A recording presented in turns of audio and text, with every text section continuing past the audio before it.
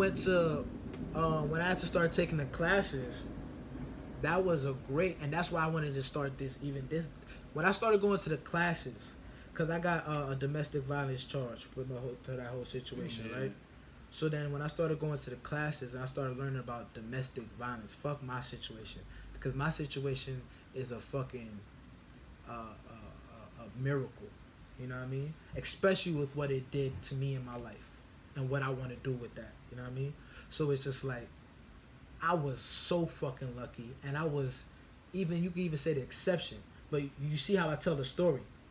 I was supposed to leave. Yeah. I don't put nothing on her. And you understand? And it's just like we as men don't, and that's what I learned in that class. We as men don't monitor our emotions. That's not something we're aware of and making sure we good at. You know what I mean? Mm-hmm. Women naturally are able to feel and figure that out as they're growing up, because they get to quote unquote, they more so because it's not even like thing, because whenever a woman starts to express herself, most of society, especially men, be like, yo, you're doing too much. But they still bold enough to still do it and actually get the shit out somewhat, you know what I mean? Mm-hmm. But as men, the only emotion we're really able to broadcast is anger. You know what I mean? And even now, where this whole toxic masculinity, because the only fucking, you know what I mean? Fuck. If you get mad, women won't think you a bitch. And it's almost like, quote unquote, ego empowering. You look strong now. I'm mad.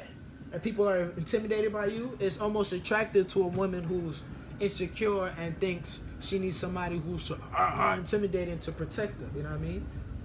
So it's just like, but it's not a real character or positive character trait. It's a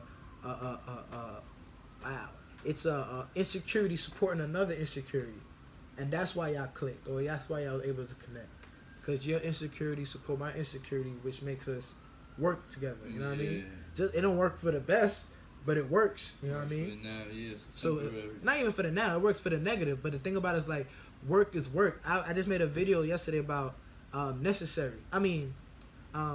consistency. We're all consistent. It's just what's on your consistent list. Whatever the fuck you consistent at is why you are where the fuck you are in life. Now, if you want to change that, change what you're consistent at.